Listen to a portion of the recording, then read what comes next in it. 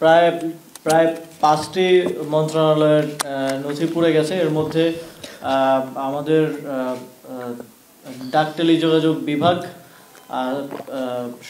বিভাগ হচ্ছে আংশিকভাবে ক্ষতিগ্রস্ত হয়েছে। শ্রম ও কর্মসংস্থান মন্ত্রণালয় ক্ষতিগ্রস্ত হয়েছে।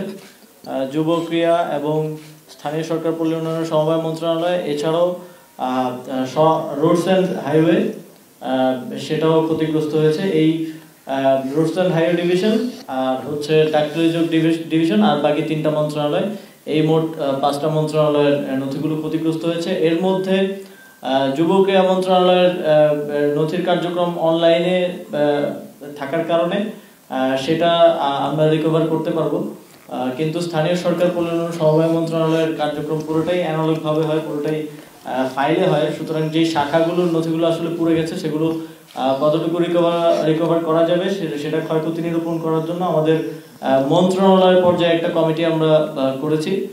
সেই কমিটি কাজ করে একটা রিপোর্ট প্রদান করলে আমরা বুঝতে পারবো যে আসলে আমাদের কি পরিমাণ ক্ষয়ক্ষতি হয়েছে, কোনটা রিকভারেবল আর কোনটা রিকভারেবল না। আমরা স্থানীয় সরকার বিভাগে আমি দায়িত্ব গ্রহণ করার পর আমরা কিছু অর্থনৈতিক অসঙ্গতি লক্ষ্য করেছি। বিশেষ করে একটা জেলায়, পিরোজপুর জেলায়, যেই বিভিন্ন প্রকল্পের যেই বরাদ্দ দেওয়া হতো সেখানকার পিডি সহ সেখানে পুরো একটা কার্টেল করে সেখানে অর্থ লোপাটের প্রাথমিক প্রমাণ আমরা পেয়েছি, এবং এর সাথে সাবেক মুখ্য সচিবেরও প্রাথমিক সম্পৃক্ততার প্রমাণ পাওয়া গিয়েছে।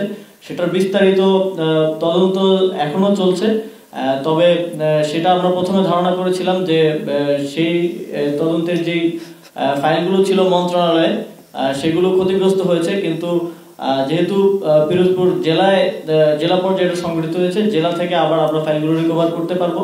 এখন আমাদের তদন্ত কর্মকর্তারা পিরোজপুরে আছেন। তো এই যে অর্থ লোপাটের যে বিষয়টা, এটাকে আমরা রিকভার করে আমাদের তদন্ত কার্যক্রম পরিচালনা করতে পারবো। মাননীয় উপদেষ্টা, আপনারা আজকে বলেছেন যে সরকারকে ব্যর্থ করে দেওয়ার জন্য একটি ষড়যন্ত্র হতে পারে। প্রথম কথা